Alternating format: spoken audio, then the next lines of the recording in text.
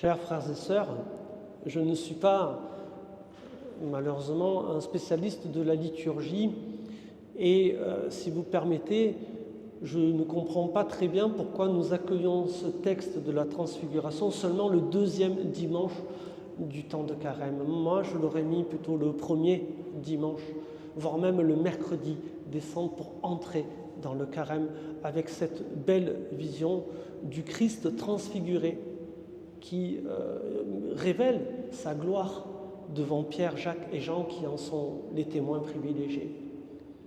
Pourquoi ? Parce que le Carême, c'est, comme je le disais en introduction, un chemin vers Pâques. C'est vers cela que nous tendons quand nous empruntons ce chemin du Carême. Même si c'était peut-être un temps où on va s'éprouver, vous savez, avec le jeûne, la prière, l'aumône, avec de différentes sortes, de différentes manières. Mais le but du jeu, de l'exercice plutôt, c'est pas vraiment un jeu, vous avez compris, c'est d'accueillir la pleine lumière du Christ ressuscité qu'il veut partager avec chacun d'entre nous. Nous disposer intérieurement, c'est ça le Carême, à pouvoir accueillir pleinement cette lumière de la résurrection du Christ. Et ce passage de la transfiguration nous met vraiment dans cette optique-là du Christ ressuscité. Jésus le préfigure là, de cette manière-là, devant ses apôtres, avant de vivre l'événement qui adviendra quelque temps plus tard de la résurrection. Alors, il ne faudrait pas en vouloir trop rapidement à Pierre, Jacques et Jean qui ont vécu cela en temps réel et n'ont pas trop capté le message. Vous avez vu ce que Jésus leur dit là en redescendant, n'en parlez à personne avant que je ne sois ressuscité d'entre les morts. Oui, ils ont bien assisté à ça, à cette gloire du Christ ressuscité là, avec la transfiguration. C'est bien cela qu'ils ont perçu. Et pourtant, quand le Christ va mourir, Pierre il va retourner à la pêche, Jacques et Jean, je ne sais pas quand ils vont retourner, ils vont tous se disperser joyeusement, mais certainement. Et ils vont avoir du mal à accueillir cette réalité de la résurrection. Il ne doit pas en être parmi nous pareil, frères et sœurs, parce que nous avons la chance d'avoir le recul historique où tous ces événements se sont déjà passés.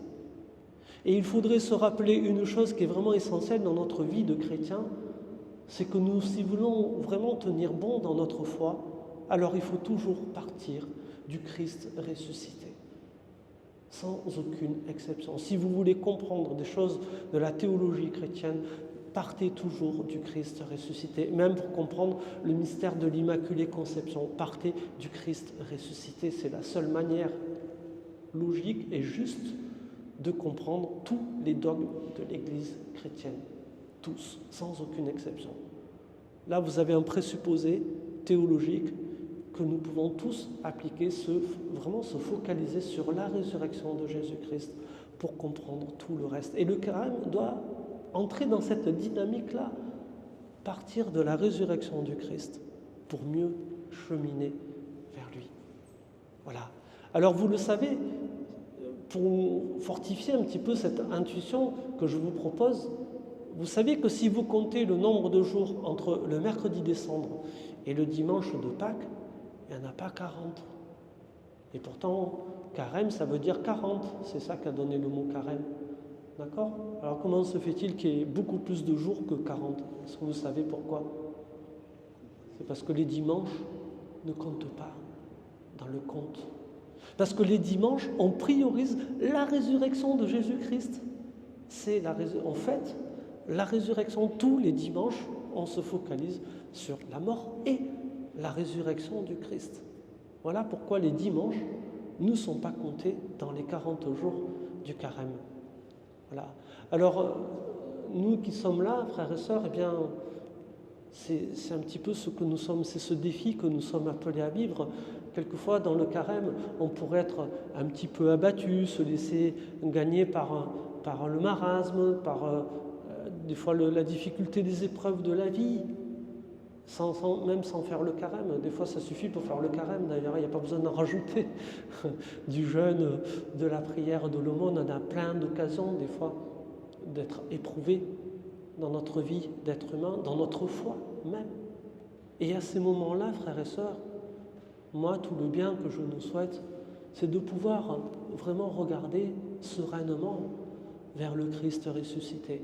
Parce que en Christ ressuscité, nous tenons cette espérance que la vie est plus forte que tout, que la vie est plus forte que la mort. Jésus l'a manifesté dans sa propre chair, dans sa propre existence. Celui qui est mort est ressuscité, il est revenu à la vie.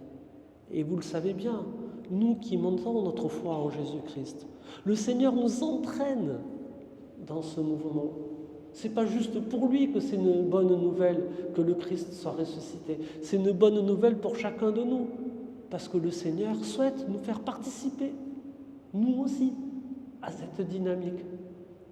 Alors, frères et sœurs, si quelquefois le carême devient trop pesant, si nos épreuves de nos vies deviennent trop pesantes, trop lourdes à porter, s'il vous plaît, tournons nos regards vers celui qui a porté la croix. Tournons nos regards vers celui qui va manifester que quelles que soient les épreuves, les difficultés que l'on vit, la vie est plus forte. C'est ça que Dieu a manifesté en son Fils Jésus-Christ. Et c'est pour cela que Jésus va accepter de donner sa vie par amour pour l'humanité, pour nous démontrer que la vie est plus forte que tout. Et c'est cela qui doit nous donner cette espérance qui nous aussi nous ancre dans cette vie que le Christ est venu manifester parmi nous. Voilà, frères et sœurs, ce que cet évangile de la transfiguration nous dit aujourd'hui.